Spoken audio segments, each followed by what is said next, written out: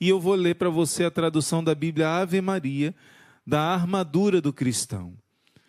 Efésios capítulo 6, a partir do versículo 10.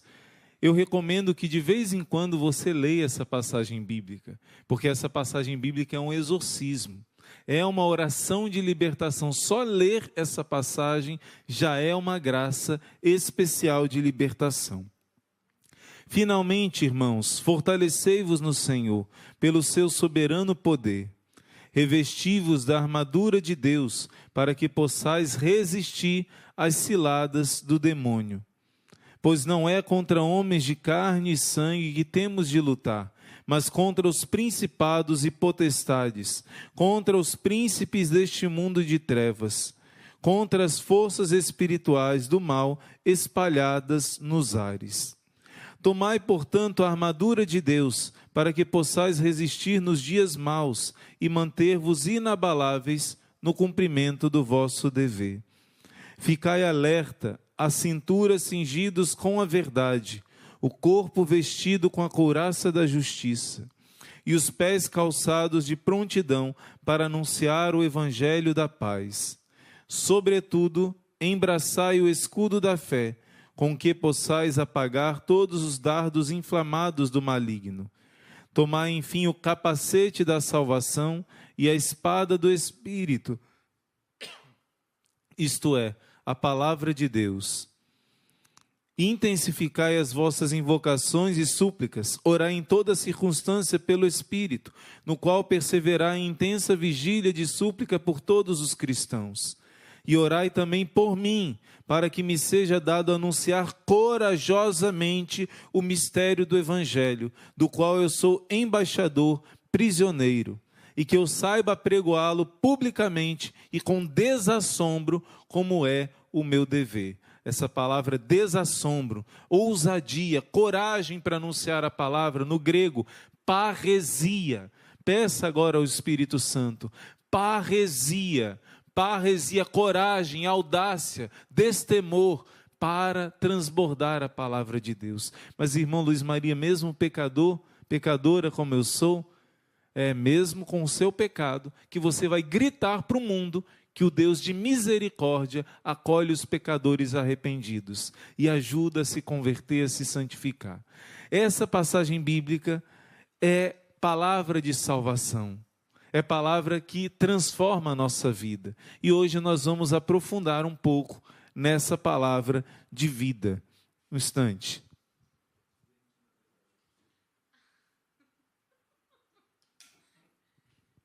Beber um pouquinho de água, gente, por causa da garganta. Vamos lá.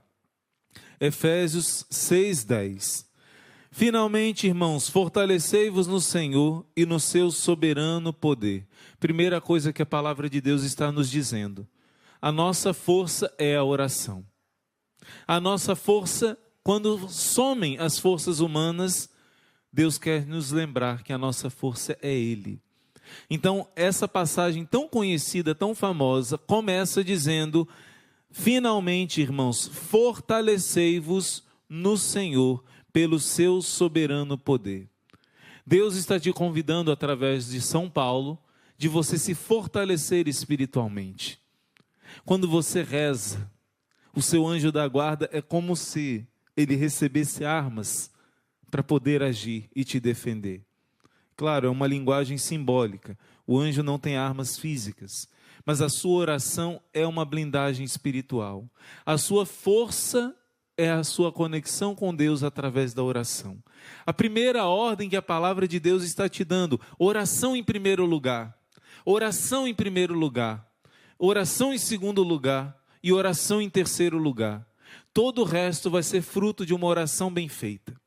Por isso, em Lucas capítulo 10, Jesus vai corrigir Marta, porque Marta era uma mulher muito servidora, uma mulher muito trabalhadora, mas quando você trabalha sem rezar antes, você trabalha reclamando, você trabalha murmurando, você trabalha chato e chateando os outros.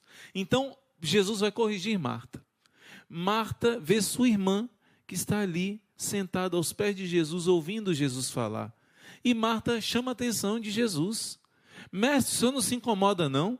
Da minha irmã preguiçosa ficar aí sentada nos teus pés enquanto eu estou aqui preparando? Eu estou preparando a comida para o Senhor. Eu estou preparando a comida para acolher o Senhor e os discípulos. É muita gente para comer. Eu sozinha não estou dando conta. Marta, Marta, tu te inquietas com muitas coisas e uma só é necessária. Maria escolheu a melhor parte, que não será tirada. Mas irmão Luiz Maria, não tem que trabalhar? Se Marta não trabalhasse, ninguém ia comer nada ali. Marta não está certa. Marta está certa em trabalhar, mas ela não está certa em colocar o trabalho na frente da oração. Porque se você ouvir primeiro o que Deus tem para te falar, Ele vai falar ao teu coração. Imagina, Marta, antes de se desesperar, é muita gente, muito trabalho, muita comida, ela ia aos pés de Jesus. E Jesus ia dizer assim: Martinha, Martinha, eu te amo tanto. Quando eu venho na tua casa, eu tenho comidas tão deliciosas. Eu me sinto como se estivesse na casa da minha mãe em Nazaré. É o melhor lugar do mundo, depois de Nazaré, é aqui em Betânia. O consolo, tantos lugares que me desprezam, e aqui eu sou acolhido com tanto carinho e amor. Martinha do meu coração, se você preparar a comida para mim e para os apóstolos, pode preparar com calma, não estou com pressa não. Eu e os apóstolos acabamos de comer alguma coisinha. E outra coisa, o maior alimento que eu tenho é ver vocês felizes. Então pode cozinhar com tranquilidade. Maria vai ficar aqui um tempinho, mas daqui a pouquinho ela vai te ajudar. Se Martinha ouvisse Jesus falando, ela ia sair nas nuvens assim, tranquila. Ela ia cozinhar cantando, ela não ia desesperar. Ela não ia ficar furiosa com a irmã, não ia meter os pés pelas mãos. Por quê? Porque ela ouviu a voz do Senhor. O Salmo diz assim: saciai-nos de manhã com vosso amor e exultaremos de alegria o dia inteiro. Se a gente na manhã, quer dizer no início do nosso dia, ou no início de algum trabalho, a gente parar, consagrar ao Senhor, mesmo que seja brevemente, aquele momento de oração vai nos dar força para enfrentar um chefe chato, para enfrentar uma pessoa que fala uma palavra dura, para enfrentar situações difíceis que sempre vão acontecer enquanto nós estivermos aqui na terra. No céu isso não vai acontecer mais, mas aqui na terra vai. E para a gente se preparar, a gente precisa escolher a melhor parte, a mais importante, a única necessária. Qual é a única necessária? Deus. Ouvir a Deus. Aí Deus vai dar ordem, faça isso. Aí você vai fazer cheio da força do Espírito Santo. Entende o que a palavra já está dizendo? Você precisa fortalecer-se no Senhor. Antes de qualquer coisa, a oração é o primeiro lugar da nossa vida. Nós temos a tentação, mesmo nós, irmãos e irmãs que vivemos para Deus, temos a tentação de achar que o trabalho, a organização e tudo é o mais importante.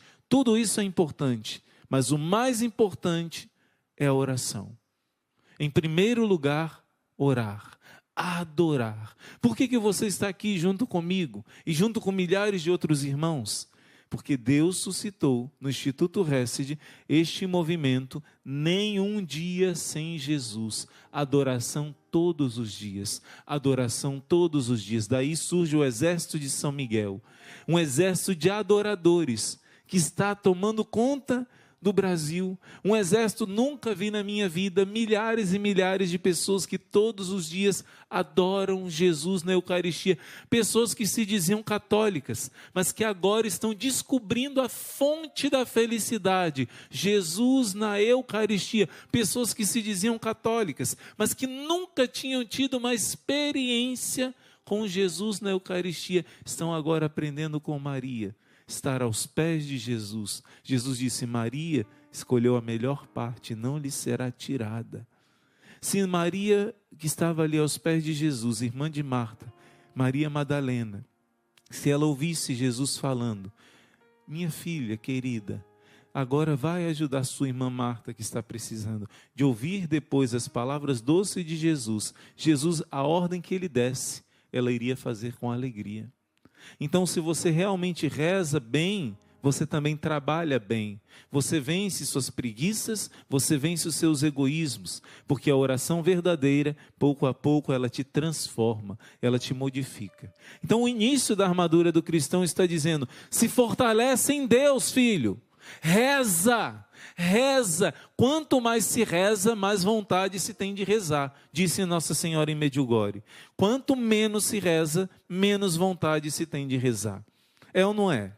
A gente esfria o coração, vai desacostumando, desacostumando, desacostumando. E quando a gente reza, a gente sente mais vontade, mais vontade. E amadurecimento espiritual vai acontecendo e você vai aprendendo a não rezar somente quando estou sentindo uma emoção, um arrepio, uma palavra que Deus me falou, revelando alguma coisa. Não, mesmo no chão batido da fé, sem sentir nada, num deserto espiritual, minha convicção de fé está ali, porque eu sei em quem coloquei minha confiança.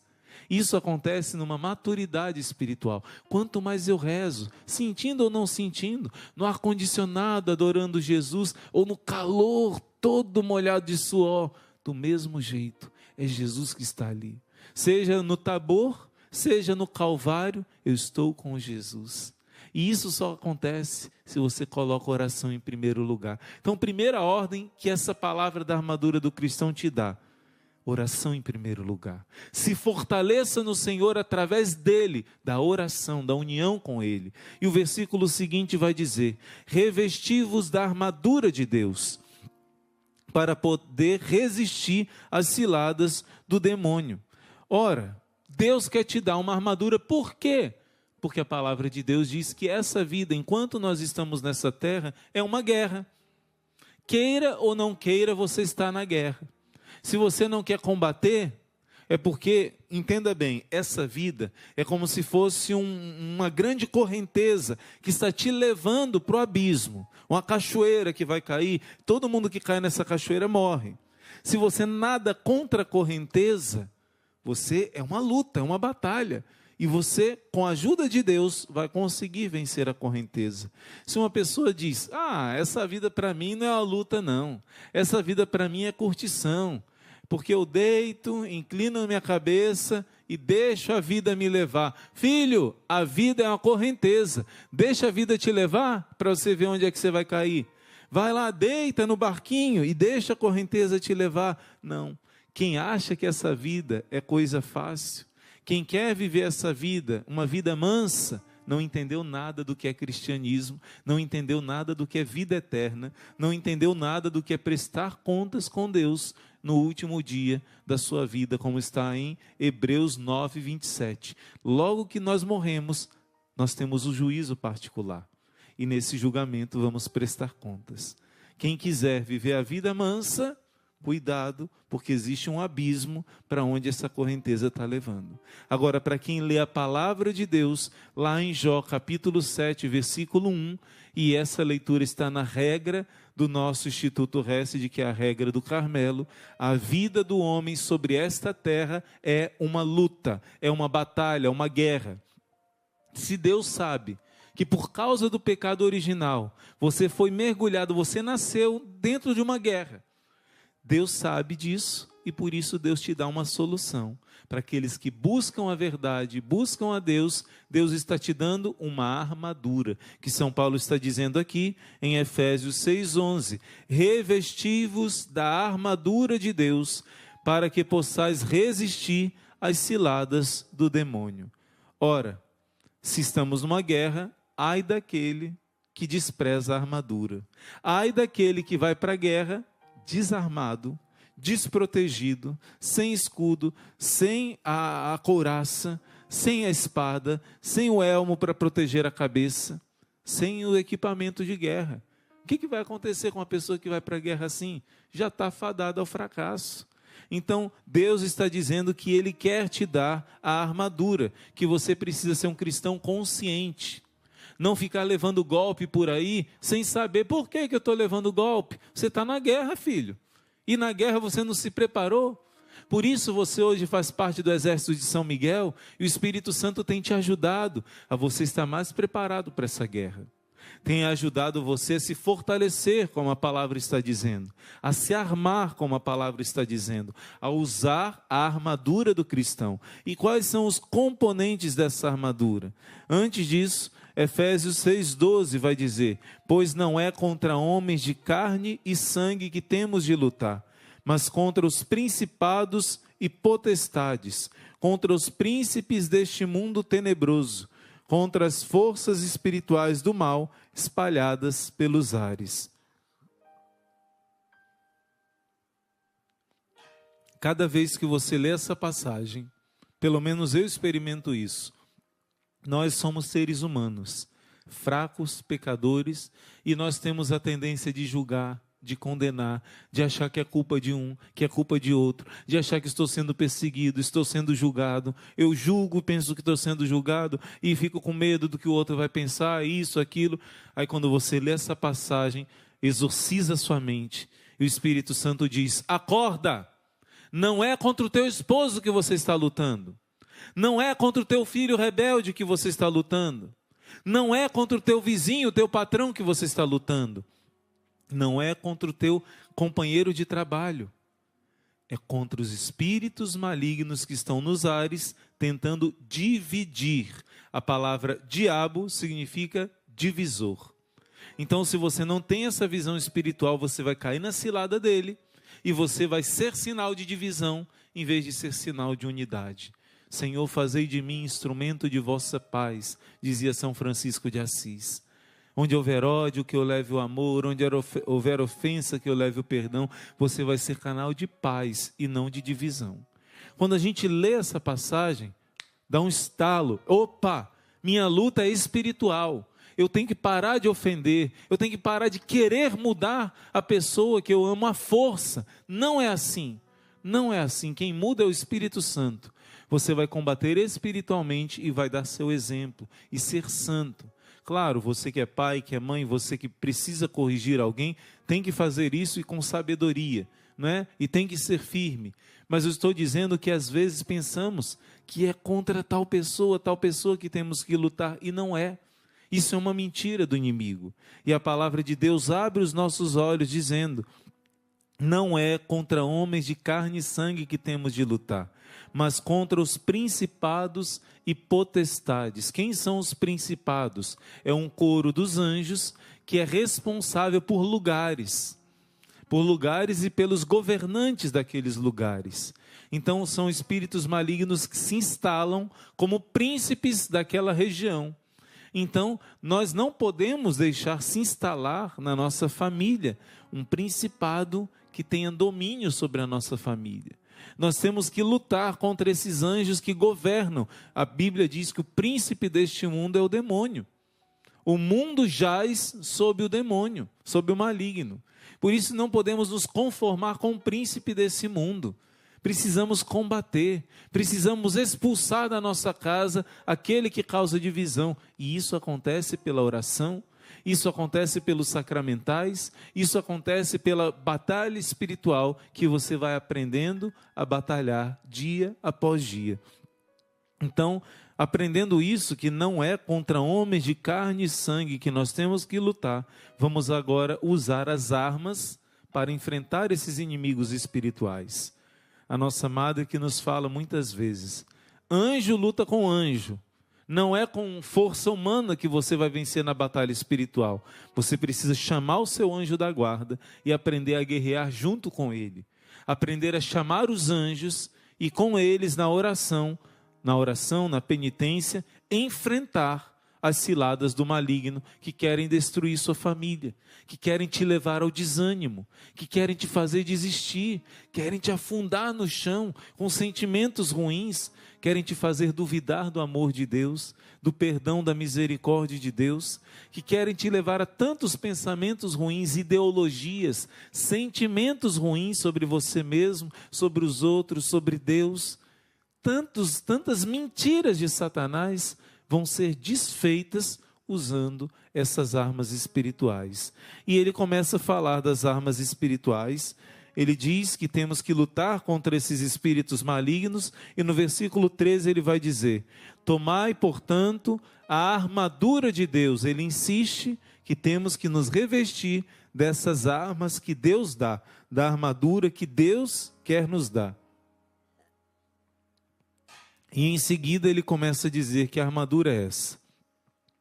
Tomai, portanto, a armadura de Deus, para que possais resistir nos dias maus e manter-vos inabaláveis no cumprimento do vosso dever. Vou dar só um exemplo. Ser um pai de família exemplar. Esse mundo perverso faz de tudo para você, como um pai de família, começar a ser desonesto no seu trabalho, começar a olhar para mulheres no seu trabalho, começar a trapacear, começar a dar mais tempo para o seu gosto do que para a sua família. O inimigo vai fazendo que você saia do cumprimento do seu dever. E essa armadura de Deus vai te ajudar nos dias difíceis, os mais difíceis, você vai ficar inabalável no cumprimento dos seus deveres.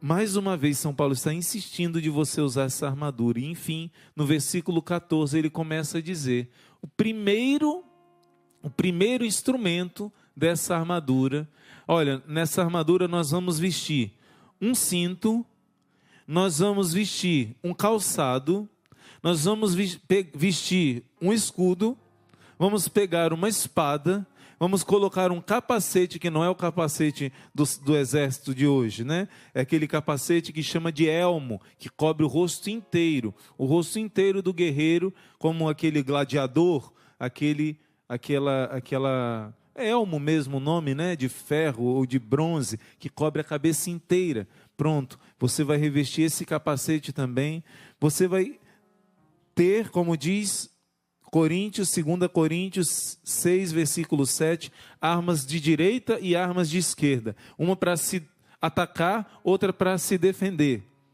Todas essas armas têm um significado profundo. E hoje nós vamos meditar principalmente no versículo 14. Ficai alertas, com a cintura cingidos com a verdade, e o corpo vestido com a couraça da justiça. A couraça da justiça, eu já expliquei em outros momentos, você, quando reveste dessa couraça, imagine um guerreiro, quando ele vai para a guerra, ele precisa colocar uma proteção, algumas vezes era feito de couro, outras vezes era feito de metal, e essa couraça que você envolvia o seu corpo, protegia das espadas que tentavam penetrar em você. Essa couraça fazia com que golpes que eram lançados contra você, lanças, não penetrassem no seu corpo, porque você estava revestido de uma couraça. Assim os guerreiros medievais. São Paulo vai trazer isso para o mundo espiritual. O nome da couraça que São Paulo diz que te protege é uma coisa chamada justiça. E se você tem o costume de ler a Bíblia, você vai ver que São Paulo vai insistir na Bíblia todinha, todas as cartas dele, ele vai falar que antigamente a justiça era pela lei de Moisés, e agora a justiça é pela fé. Você recebe a graça de Deus e você passa a ser justo aos olhos de Deus. Eu já contei em outros momentos o testemunho de um ex-satanista chamado Zachary King, e falei do feitiço que ele fazia para matar pessoas.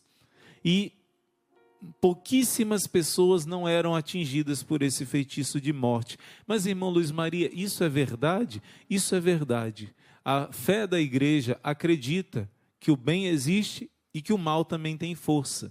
E tem força especialmente para quem está vulnerável a ele. E também os padres exorcistas têm esse testemunho. E também os ex-satanistas contam isso. Na teologia católica se ensina sobre isso. Por isso, quando ele fazia feitiços de morte, encomendavam a ele feitiço para matar uma pessoa, quase todos funcionavam. E ele descobriu que pouquíssimos que não funcionavam. Por quê? Ele começou a pesquisar. Ele começou a tentar descobrir antes da conversão dele. E ele percebeu que as pessoas que se confessavam com frequência, que viviam os mandamentos da lei de Deus, eram pessoas que estavam revestidas com uma blindagem e não atingia essas pessoas os feitiços de morte. Essa blindagem São Paulo vai chamar nas Sagradas Escrituras a graça de Deus. Muitas pessoas não entendem o que é a graça de Deus. A graça de Deus é a presença da Trindade, que Adão e Eva tinham perdido. Adão e Eva perderam a justiça original e passaram a ser sujos pelo pecado original.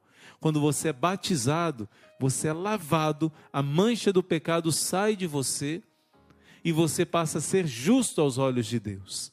Mas, irmão Luiz Maria, eu fui batizado quando eu era criancinha. Depois disso eu cometi pecados graves até. E você perdeu essa justiça que você recebeu no batismo. Mas para isso existe o sacramento da confissão. Então essa primeira parte, a couraça da justiça, é com o sacramento da confissão. É quando você chora os seus pecados, pede perdão e lavado no sangue do Cordeiro, diz o Apocalipse 12, eles conseguiram vencer pelo sangue do Cordeiro. Eles conseguiram vencer aquele que acusava dia e noite, o acusador, porque com o sangue do Cordeiro eles foram lavados, justificados, receberam a couraça da justiça. E nesse versículo 14 fala das duas coisas, a couraça, que é uma confissão bem feita, e a perseverança nos 10 mandamentos de Deus. Se você quebra os 10 mandamentos, você quebra, cai num pecado mortal e quebra essa couraça da justiça. E aí a peça mais importante é essa, é a couraça da justiça. Se essa peça quebra, você tem que correr para o confessionário e lavar de novo no sangue de Jesus. E se você revestiu dessa couraça, agora ele está falando de algo que pode parecer que é pequeno, mas que é dos mais importantes. Você tem a couraça, tudo bem. Me confessei, irmão, estou limpinho. Mas se essa couraça não está amarrada, ela vai bagunçar na hora da batalha, ela vai cair na hora da batalha.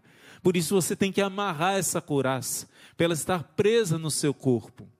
E aí está um segredo, que hoje o Espírito Santo quer te ensinar.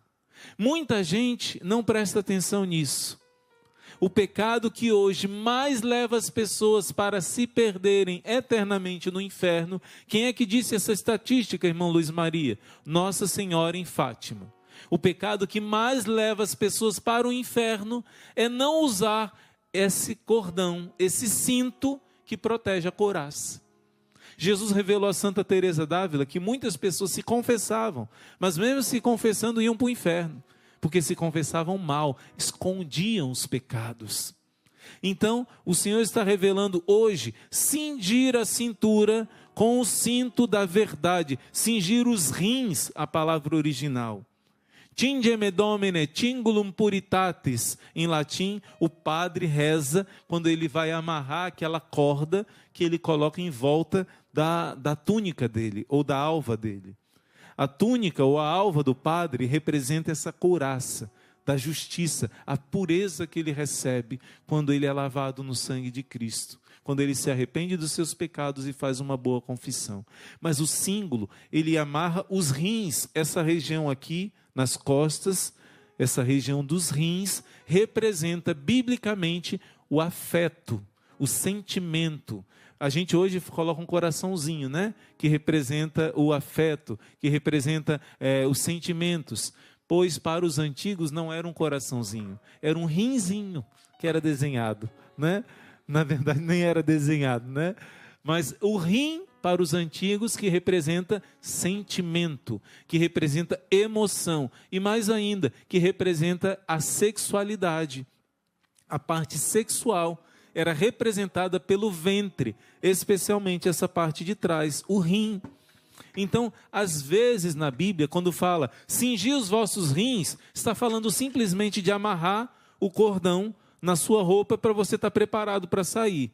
Em alguns momentos é isso que significa, mas a Santa Igreja ensina que aqui nessa passagem, quando São Paulo está falando de ficar com a sua cintura, os seus rins cingidos com a verdade de Deus, João Paulo II vai ensinar isso muito belamente na teologia do corpo. Ele está dizendo que a sua vida afetiva, que a sua vida sexual esteja revestida da pureza de Deus. Que a verdade de Deus possa tomar posse da sua vida emocional, afetiva, relacional e sexual. O catecismo da Igreja Católica vai dizer: a sexualidade humana diz respeito a todas as áreas da vida da pessoa. Se você está bem na sua sexualidade, na sua afetividade, consequentemente você vai ficar bem nas outras áreas da sua vida. Se você não está bem nessa área, as outras áreas serão atingidas. Se você não tem equilíbrio nessa área, as outras áreas serão enfraquecidas. Por isso, a primeira arma que São Paulo está dizendo, a primeira, antes até de falar da couraça da justiça, ele diz: ficai alerta, os rins cingidos com a verdade. E em seguida ele fala: e o corpo revestido com a couraça da justiça. Não adianta você se confessar, se você não faz um bom propósito. O amarrar a corda significa uma decisão, uma firmeza, o estar pronto para a batalha. Então, cingir, todas as vezes que o padre vai celebrar a missa, ele faz essa oração, ele amarra essa cordinha que chama de símbolo, e ele faz essa oração em latim, para o Senhor cingir ele de castidade. Cingir os rins dele, quer dizer, que ele possa ser livre de todo espírito de luxúria. Que ele possa revestir a verdade de Deus sobre a sua afetividade e sexualidade. Não sei se você sabe, mas quando o padre se veste para a missa, cada parte da veste do padre tem relação com essa armadura do cristão. Ele está se revestindo para uma batalha espiritual. Ali no altar, ele vai vencer Satanás com o sacrifício de Jesus na cruz. Nós não somos sacerdotes, mas nós devemos também, todo cristão, todos os dias se revestir de cada parte dessa armadura do cristão. De cada parte nós precisamos nos revestir. Hoje nós estamos dando o primeiro passo, durante essa novena de Nossa Senhora de Lourdes, para vencer o mal. Com a ajuda de Nossa Senhora, nós vamos aprender a usar as armas do cristão, a usar cada parte dessa armadura do cristão. E vamos transformar toda essa palavra em oração. Tudo isso que nós falamos acontece de fato quando nós clamamos a Deus.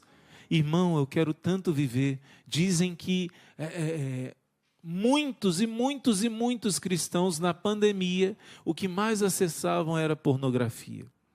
Quer dizer, a válvula de escape, o seu socorro, preencher as carências, foi no lugar errado. Mas quando você reza diante do Santíssimo Sacramento, Ele te dá força para matar esse homem velho, essa mulher velha que existe em você, esse instinto animal que quer dominar o seu racional. Por isso, a oração é tudo. A oração é o princípio da santidade. A oração vai te dar força para vencer e expulsar da sua vida todos esses espíritos malignos que andam pelos ares, que querem destruir você e sua família. Chegou o mês da linda mãezinha. Era assim que o Padre Pio dizia quando chegava o mês de maio. O mês, segundo o Papa Paulo VI, São Paulo VI, o mês que mais graças são derramadas, porque é o mês de Maria. Hoje você começa a escola de formação, no início desse mês de maio, caminhando com Maria. Tenha certeza, nesse mês de maio, você vai ter uma experiência com a Virgem Maria. Você vai se aproximar da Mãezinha do Céu, como nunca antes em toda a sua vida. Eu lhe garanto, se você abrir o coração, esse mês de maio você vai aprender, você vai aprofundar, você vai mergulhar nesse amor da Virgem Maria, baseado na Sagrada Escritura, baseado nos ensinamentos dos santos, baseado no ensinamento do Catecismo da Igreja Católica. Você vai conhecer cada vez mais essa Mãezinha do Céu. Eu quero hoje trabalhar com você com esse livro maravilhoso que chama Caminhando com Maria, esse livro onde você vai aprender com os padres da igreja, com tantos santos, com os ensinamentos da própria Santa Igreja e da Sagrada Escritura, quem é a Virgem Maria. Como essa boa Mãe do Céu pode te ajudar nas situações mais difíceis e como ela é digna do nosso amor, como ela é digna da nossa consagração, porque afinal de contas, foi ela que Deus Pai escolheu para nos dar Jesus. A salvação que é Jesus chegou a nós através da Virgem Maria. Por isso é uma alegria muito grande estar junto com você.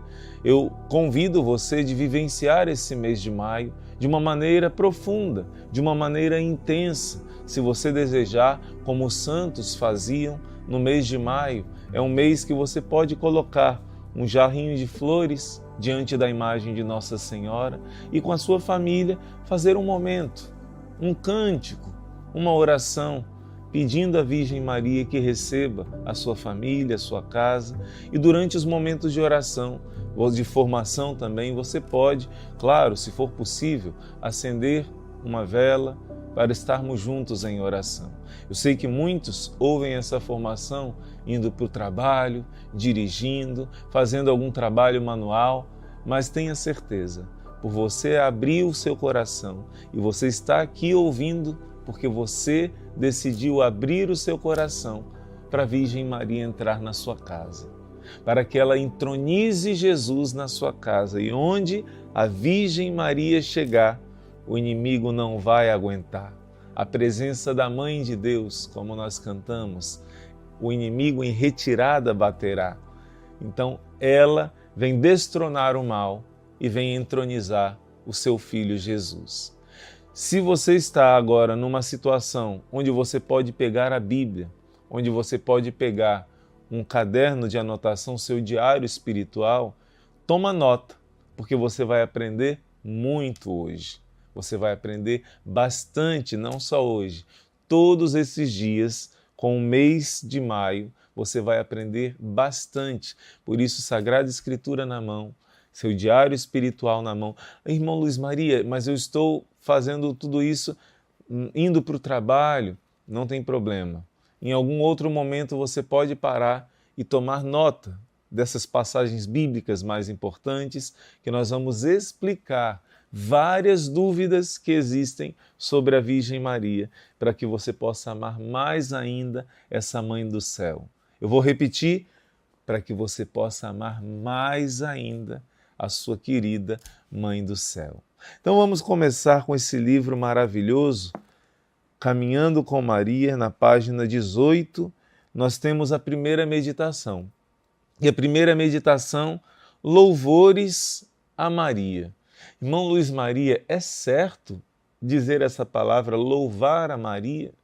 Existem passagens bíblicas, especialmente em Isaías, dizendo: a mim somente o louvor, a mim somente a adoração, a mim somente a glória. Deus fala isso. Como entender essa palavra, louvores a Maria? Vamos caminhar junto com os santos. O louvor de Maria é um abundante manancial que quanto mais se derrama, mais aumenta. E quanto mais aumenta, mais se derrama. Em outras palavras, esta Virgem, que é tão grande e sublime, que quanto mais a louvamos, mais nos resta a louvar. Tanto é isso verdade que diz Santo Agostinho: todas as línguas dos homens não bastariam para exaltá-la, ainda que só línguas tivessem no corpo. Na verdade, Santo Agostinho está falando algo que a Igreja vai nos ensinar através também de outros santos. São Boaventura vai dizer: Deus, que é todo-poderoso, ele poderia criar um mundo mais perfeito, mas ele não poderia criar uma criatura mais perfeita que a Virgem Maria.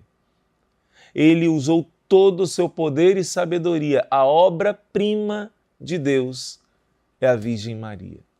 Imagina, São João 23, Papa, também ele diz o seguinte: assim como Deus, Maria Santíssima, não poderia gerar, afinal ela se tornou mãe de Deus.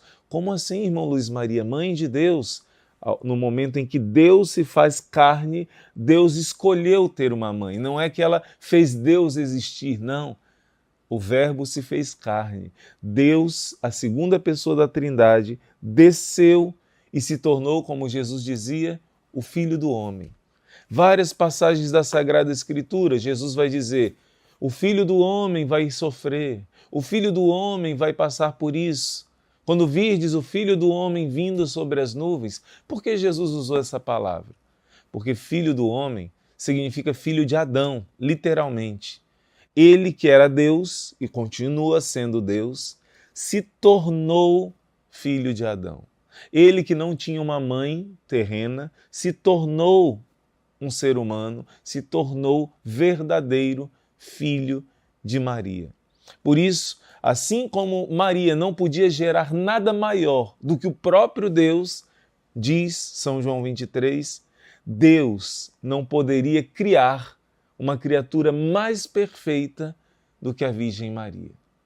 Deus como que usou toda a sua plenitude e sabedoria, como um grande artista, por exemplo, Leonardo da Vinci. Alguns dizem que tal obra, Mona Lisa ou outra obra, seria a obra-prima deste homem. E quando você vê a obra tão perfeita, tão bem feita, tão inteligente, de um belo artista, de um bom artista, você quando elogia aquela obra, você está dizendo que quem é bom é o artista que fez. Você está dizendo que quem é perfeito é aquele que fez essa perfeição.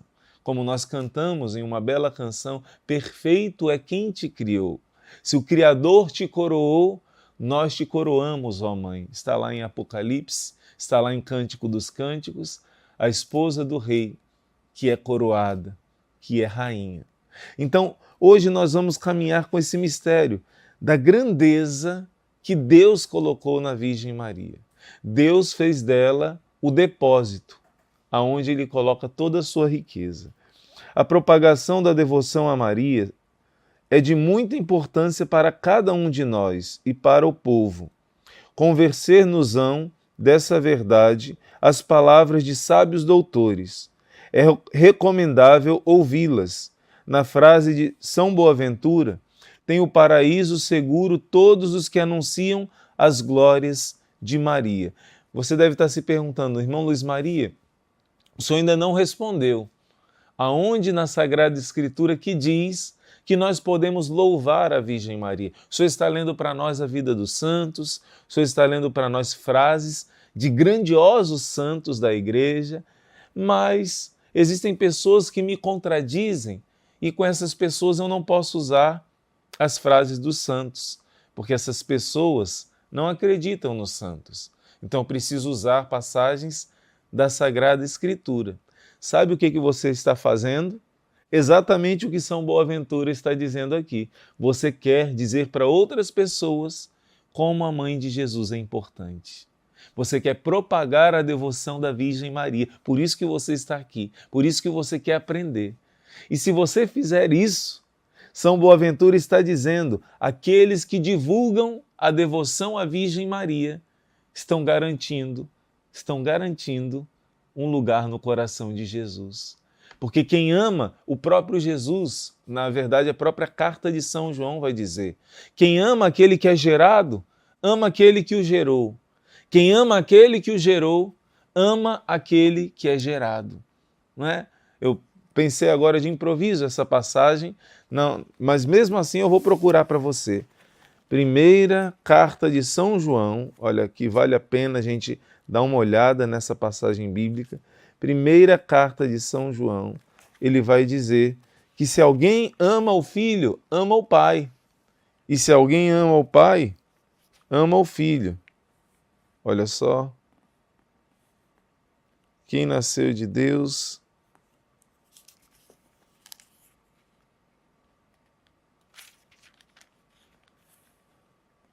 vamos ver se eu acho com facilidade.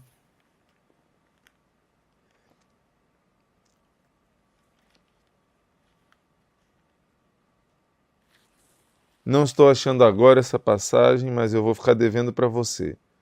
E eu vou, talvez, escrever aqui na descrição, ou então colocar, ao final vou colocar aqui essa passagem bíblica, que não é impossível. Se você rejeitar o Pai, aquele que gera, você rejeita aquele que é gerado.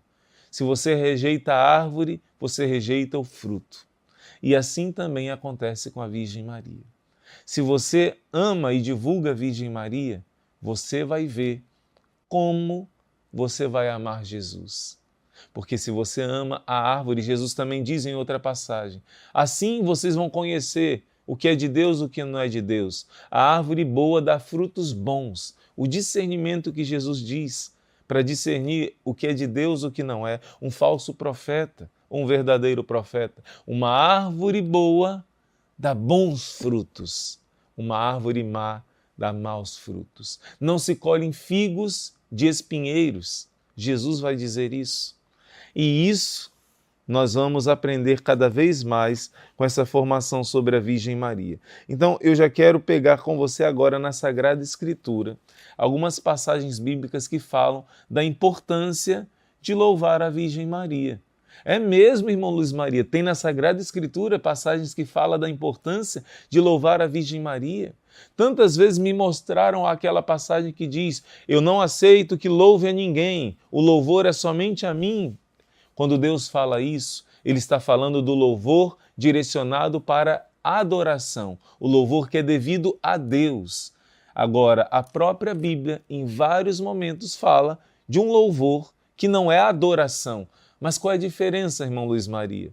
Adoração é um culto que é prestado somente a Deus. Por exemplo, no Antigo Testamento, o modo das pessoas fazerem adoração era sacrificar um animal para a divindade. Então, isso só deve ser feito a Deus. E quando isso era feito para uma criatura, para um falso Deus, era o pior pecado. A adoração é devida só a Deus. A adoração é reconhecer que Deus é o seu Criador e você é a criatura. Ele existe por toda a eternidade e você veio do nada. Isso é adoração. Então, no Novo Testamento, o ato sublime de adoração é feito na Santa Missa, não mais com o sacrifício de animais, mas o verdadeiro Cordeiro de Deus, Jesus Cristo, Deus feito carne, nos conduz à perfeita adoração ao Pai e a Ele, como diz o Apocalipse, adorando ao Pai e ao Cordeiro, no sacrifício da Santa Missa. Não mais sacrifícios de sangue derramado dos animais, não. O sacrifício da nova e eterna aliança, a perfeita adoração dirigida somente a Deus, é a Santa Missa por excelência. E Jesus vai dizer à samaritana que agora não vai ser mais no templo de Jerusalém, mas agora os verdadeiros adoradores em Jesus Cristo, nele e por ele. Por isso o Padre diz: por Cristo, com Cristo, em Cristo, a adoração perfeita e plena será feita ao Pai, agora no Novo Testamento. Agora, o louvor, que significa elogiar, que significa engrandecer, que significa valorizar, você pode fazer com seu pai, com sua mãe, com seu amigo. Irmão Luiz Maria, o senhor está confundindo as coisas. Não estou, não. Por exemplo, na primeira carta de São Paulo aos Coríntios, capítulo 11, São Paulo vai dizer assim: não tendes porventura casa onde comer e beber? Ou desprezais a igreja de Deus? Ou envergonhais aqueles que nada têm? Que vos direi? São Paulo está corrigindo pessoas que vão para a igreja, vão para a casa de Deus, e na hora de prestar o culto de adoração a Deus, que é a Eucaristia, você pode ler com calma, primeira carta aos Coríntios, capítulo 11, versículo 22. 1 Coríntios 11, 22. Ele está corrigindo e ele chama atenção sério. Ele diz que quem comeu o corpo e o sangue do Senhor, sem acreditar que é o corpo e o sangue do Senhor, ou então estando em pecado grave, indignamente, está comungando sua própria condenação. É muito forte essa palavra. Então, nessa passagem, ele vai dizer assim: nisso eu vos louvarei, quer dizer, eu vou elogiar vocês. E eu estou trazendo para você uma tradução que é da Bíblia Católica e da Bíblia Evangélica. Diz do mesmo jeito. Ele diz assim: nisso eu não vos louvo. Ele está dizendo que não é louvável. Eu não vos louvo nessa atitude. Ele está dizendo que em outras atitudes ele louva, quando você comete coisas louváveis, quando você pratica atos que são dignos, então são dignos de louvor. Agora nisso eu não vos louvo. Primeira passagem bíblica que você está aprendendo, que louvar não é sinônimo de adorar. Um louvor dado a Deus é um louvor de adoração. Somente a Deus nós adoramos. Somente a Deus nós dizemos: tu és o meu Criador, eu sou a tua criatura. Somente a Ele nós oferecemos o sacrifício da nossa vida unido a Cristo Jesus. E a segunda pessoa da Trindade, Jesus Cristo, também nós prestamos o culto de adoração. A presença de Jesus na Eucaristia, é Ele vivo, nós prestamos o culto de adoração. A Virgem Maria não. Nós a louvamos como nossa mãe e como nossa rainha. Nós louvamos como a Bíblia nos ensina a louvar. Outra passagem, irmão Luiz Maria, Provérbios, capítulo 31. Olha que lindo, Provérbios, capítulo 31. Olha como você está aprendendo hoje. Vou repetir, como você está aprendendo hoje. Anota, Provérbios, capítulo 31, é o último capítulo da Bíblia, que fala da mulher que é forte, que fala de uma mulher que sabe servir a Deus, de uma mulher que doa sua vida para a sua família. Como diz no capítulo 14 de Provérbios, versículo 1, que a mulher sábia, ela edifica a sua casa, mas a mulher louca, insensata, sem sabedoria, ela destrói com as suas próprias mãos, com as suas palavras, com as suas atitudes. A passagem bíblica de Provérbios está te ensinando a ser, você que é mulher, uma mulher forte segundo a Bíblia. E no final vai dizer que o que acontece a essa mulher forte, segundo a Sagrada Escritura, olha que lindo, os seus filhos se levantam e lhe chamam bem-aventurada. Seus filhos se levantam, vou repetir, e lhe chamam bem-aventurada. Como também o seu marido, que a louva, dizendo, e ele vai dizer como essa esposa é digna, né? O seu esposo a louva, está na Bíblia, Bíblia católica e Bíblia evangélica. Pode-se variar as traduções, mas isso que eu estou lendo, a palavra louvar, seu marido a louva, está na Bíblia católica e na Bíblia evangélica. Você está vendo que a Sagrada Escritura está ensinando que louvar não é errado. Louvar não é errado.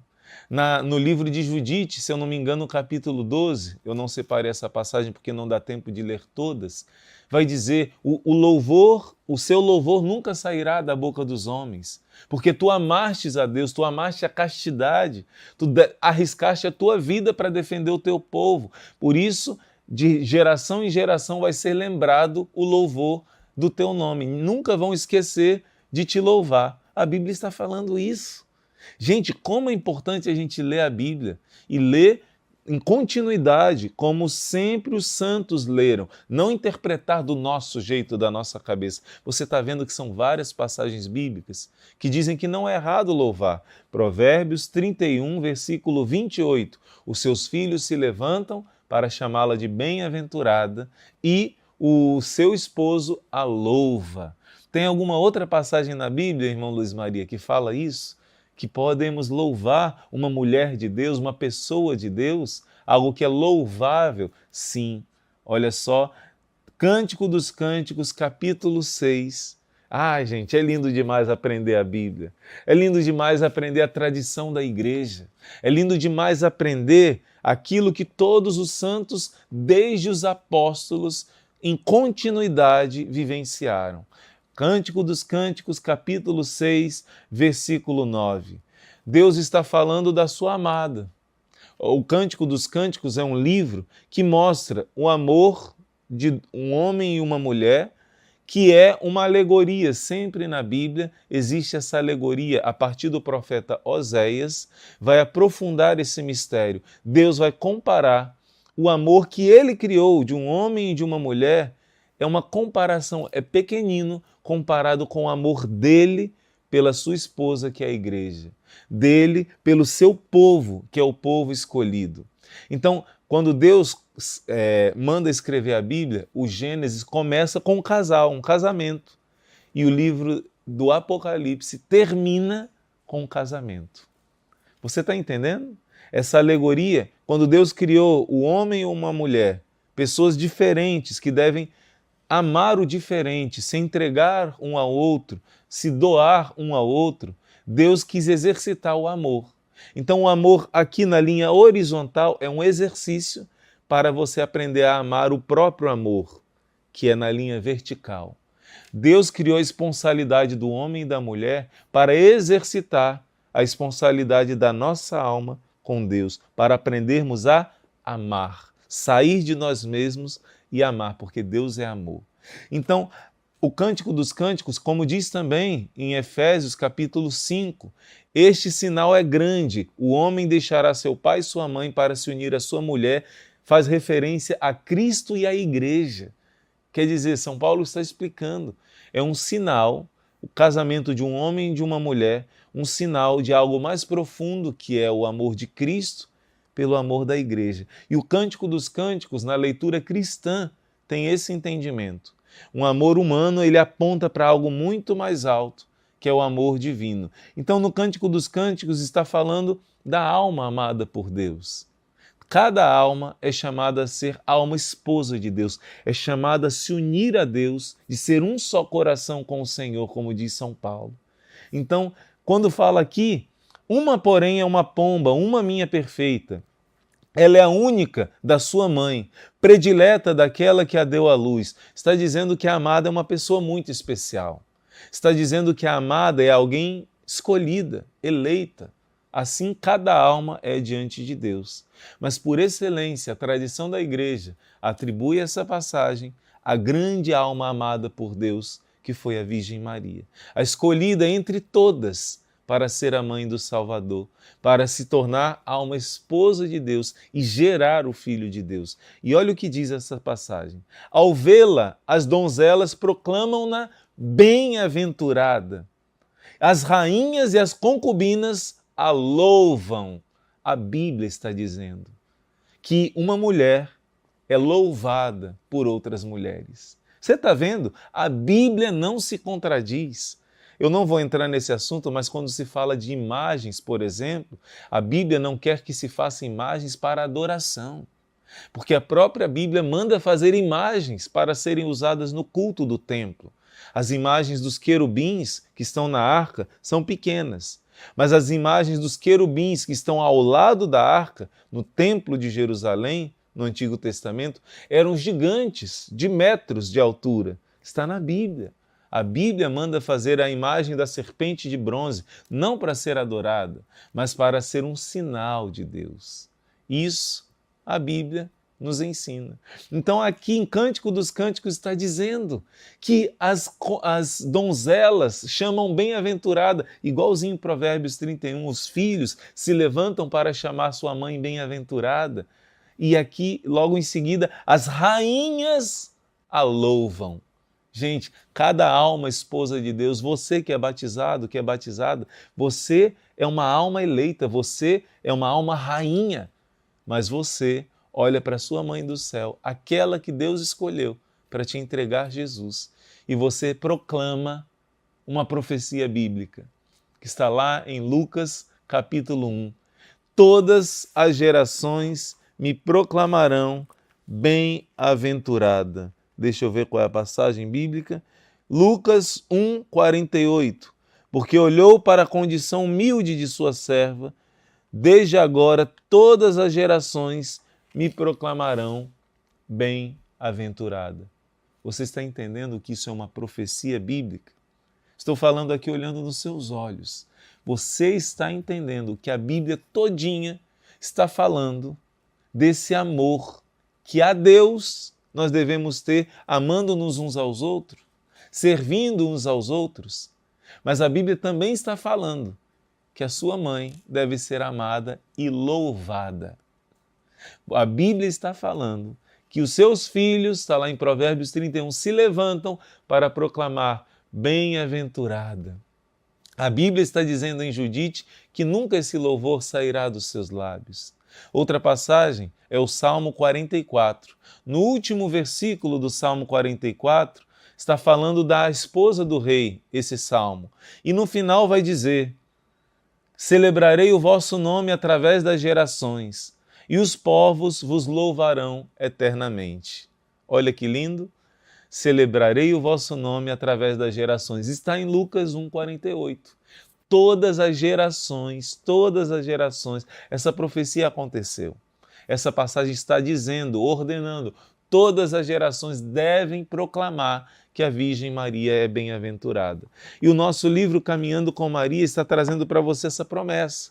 Quem divulga a devoção, essa verdade que eu estou falando para você, baseado na Bíblia, baseado na Sagrada Escritura, são outras passagens também. Na Bíblia está lá em Juízes, falando de Jael. Jael é uma mulher que é louvada pela Sagrada Escritura também. E diz que ela é a bem-aventurada entre as mulheres, prefigurando a Virgem Maria. Quando a Virgem Maria visita Isabel, Isabel não dá um grito, a Bíblia diz que ela dá um grande grito, louvando a Virgem Maria. Bendita és tu entre todas as mulheres. Na língua de Nossa Senhora, essa palavra significa que ela é a mais bendita do que todas. Mais bendita. Bendita entre as mulheres, em hebraico ou aramaico, significa que entre todas você é a mais bendita de todas, a mais bendita. Mas, irmão, lá em Juízes não fala isso de Jael? Não. Fala de Jael, mas que ela é essa personagem bíblica que defendeu o povo de Deus. Ela não era do povo de Deus, era uma nômade, né, de um povo vizinho a Israel. Disse que entre os que moram nas tendas, Jael é a mais bem-aventurada, mas não entre todas as mulheres. Só a Virgem Maria, quando visita Isabel, é dita que é mais que todas as mulheres. E Isabel começa a louvar. Sabe o que acontece quando você ama a sua mãe do céu e louva a Virgem Maria? Ela te leva para Jesus. Foi o que aconteceu. Isabel falou, deu um grande grito: de onde me vem a honra de vir a minha mãe do meu Senhor, a mãe do Adonai? E ela com um grito disse: bendita és tu entre as mulheres e bendito é o fruto do teu ventre. Você vê que a profecia acontece? Todas as gerações vão chamar ela de bem-aventurada. Começou com Isabel, a primeira que soube que a Virgem Maria estava grávida do Filho de Deus. E ali Nossa Senhora começa a engrandecer a Deus. Quando você se aproxima de Nossa Senhora, ela começa a glorificar a Deus na sua vida. Ela começa a introduzir uma intimidade com Deus na sua vida. Se a devoção à Virgem Maria, diz São Luís Maria de Montfort, te afastasse de Jesus, deveria ser tido como algo diabólico. Mas é o contrário. A devoção à Virgem Maria te aproxima mais do que qualquer outra coisa, porque foi nela que o Espírito Santo gerou Jesus. E é através dela que o Espírito Santo vai continuar aproximando as pessoas de Jesus e gerando Jesus nas nossas almas. Assim aconteceu, assim acontece e assim sempre vai acontecer. Maria não te afasta de Jesus. Maria Santíssima te aproxima, te leva a amar a Deus. Isabel engrandeceu a Virgem Maria e ela começou a engrandecer a Deus. Ela disse: a minha alma engrandece ao Senhor, meu espírito exulta em Deus, meu Salvador, porque ela foi salva também por Jesus, antecipadamente, é a Imaculada Conceição. E ela diz: por isso todas as gerações dirão que eu sou bem-aventurada. E você faz parte dessa geração, você faz parte dessa profecia bíblica. Venerar a Rainha dos Anjos é adquirir a vida eterna, pois essa grandíssima Senhora saberá honrar na outra vida quem a procurou celebrar. Olha só que coisa linda, gente, que coisa linda. Quem haverá que desconheça a promessa feita pela própria Virgem Maria, a quantos se empenham em torná-la conhecida, amada neste mundo. Eclesiástico capítulo 24, versículo 31. Essa passagem bíblica, a tradição da igreja coloca na boca de Nossa Senhora. Eclesiástico 24, 31. Aliás, se você ler, dever de casa, se você ler Eclesiástico capítulo 24, você vai se encantar, porque a sabedoria é o próprio Deus, a sabedoria é o próprio Verbo, a palavra de Deus, Jesus Cristo. Mas Nossa Senhora não é a sabedoria de Deus, ela é a obra-prima da sabedoria de Deus, como eu dizia no início. Então, quando você ler Provérbios capítulo 8, Eclesiástico capítulo 24, Sabedoria capítulo 6, 7 e 8 e 9 também, você vai ver um mistério falando da obra-prima de Deus. Claro, em primeiro lugar, da sabedoria do Pai, que é Jesus. Mas você vai ver que a tradição da igreja aplica essas passagens. Baruque, versículo 4, né? Capítulo 4. Que mais? Jó, capítulo 28. São passagens que falam da sabedoria de Deus. E você vai ver que aí está escondido, misteriosamente, uma palavra sobre a obra-prima da sabedoria de Deus, que é a sabedoria que Deus criou, é criada por Deus, que é a Virgem Maria, a obra-prima da criação de Deus. E nesse versículo 24 está escrito assim, olha só, deixa eu ver, Eclesiástico 24, 31. Aqueles que me tornam conhecida terão a vida eterna. Aqueles que me tornam conhecida terão a vida eterna. É uma promessa. Por isso você deve divulgar a devoção à Virgem Maria. Você deve divulgar o amor à Nossa Senhora. O seu coração deve, como diz Santa Teresinha, não tenha medo de amar a Virgem Maria. Eu vou repetir, não tenha medo de amar a Virgem Maria, porque você nunca vai amá-la como Jesus amou. Você nunca vai amá-la como ela merece ser amada.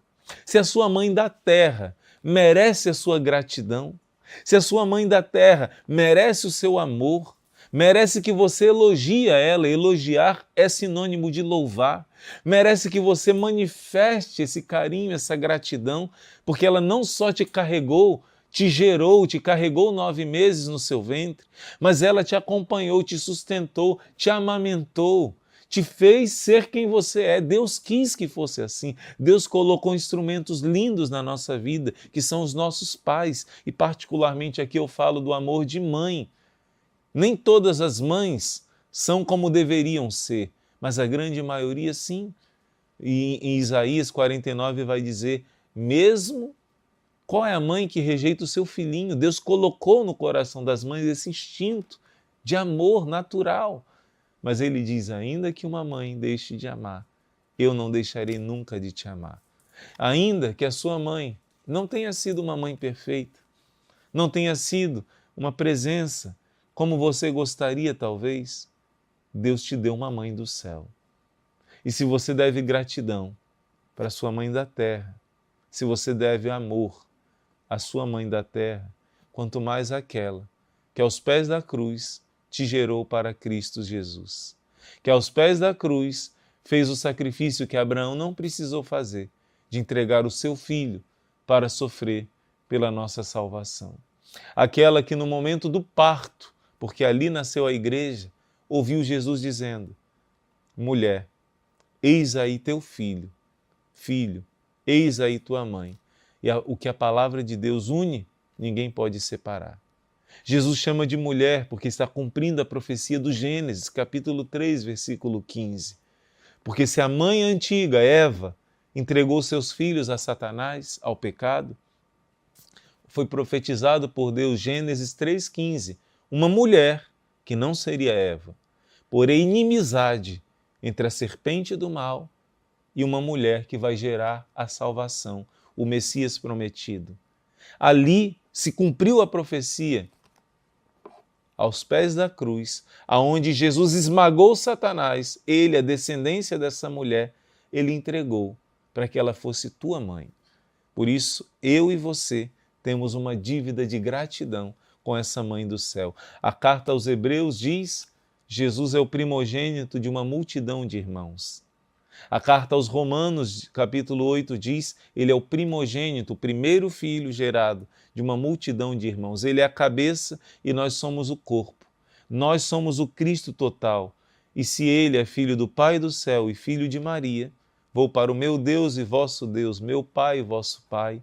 Você também é filho de Deus e filho de Maria, porque no batismo você foi revestido, você se tornou um com Cristo Jesus. Você é filho, filha de Deus Pai. Você é filho de Maria. Ainda que muitos não aprenderam ainda a profundidade disso, muitos não reconhecem. Quando alguém diz, Maria teve outros filhos, eu digo, teve mesmo, você é um deles. Pena que esses filhos são tão ingratos, muitas vezes, para sua mãe do céu. Então, outros filhos biológicos, não. Basta um estudo da Bíblia baseado naquilo que sempre os santos, desde os primórdios, dos apóstolos, interpretaram, a interpretação correta da Bíblia. Maria, biologicamente, só teve Jesus, somente Jesus. Os irmãos de Jesus são parentes de Jesus, filhos da outra Maria. Agora, filhos no coração, a Bíblia diz que Jesus é o primogênito de uma multidão. Pena que a Virgem Maria não é tão amada. Pena que essa profecia de Lucas capítulo 1, versículo 48, ainda não é tão vivenciada. Então, aqui no nosso livro está ensinando com profundidade aquilo que os santos ensinam sobre amar a Virgem Maria. Lemos nas revelações de Santa Brígida que o bem-aventurado bispo Emingo costumava celebrar os louvores de Maria no início de cada sermão. Apareceu a Virgem Maria, Santa Brígida, e disse: faz esse bispo conhecer que sempre que ele começa os sermões por meus louvores, de que eu quero servir de mãe a ele e apresentar a sua alma a Deus, depois da boa morte que lhe alcançarei. Nossa Senhora prometeu que iria dar a ele uma boa morte, porque ele louvava essa Mãe do céu.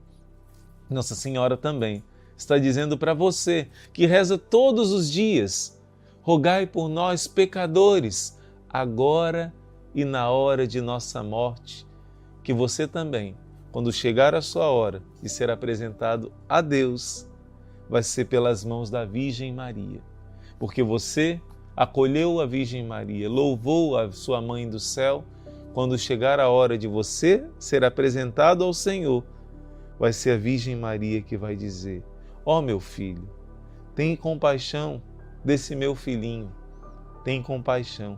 E ela vai interceder, como no Alto da Compadecida, esse filme tão delicado, né? Que no final mostra a intercessão da Virgem Maria. É ela que na hora do seu julgamento vai estar intercedendo por você, para que Jesus não seja o seu justo juiz, mas o misericordioso Salvador. Assim ensinam os santos. Amemos a Jesus e a Maria, santifiquemo-nos. Eis a maior fortuna que podemos aspirar e esperar. E nós terminamos com essa oração. Ó Maria, não suceda jamais que as minhas culpas vos possam impedir de exercer comigo o grande ofício de piedade, que vos constituiu advogada e medianeira de paz, única esperança e refúgio seguro dos miseráveis. Não suceda jamais que a Mãe de Deus, que deu ao mundo para a salvação do gênero humano a fonte da misericórdia, negue a sua piedade a um infeliz que a invoca. O vosso ofício é de ser medianeira de paz entre Deus e os homens. Conceda-me, pois, o vosso auxílio e a vossa imensa piedade, que é incomparavelmente maior que todos os meus pecados, assim seja. Se você quer que esse amor da Virgem Maria possa não só estar no seu coração, mas em muitos corações, essa promessa que está no primeiro dia, quem divulga a devoção à Virgem Maria será protegido por ela, amparado por ela. Então divulga esse mês de maio.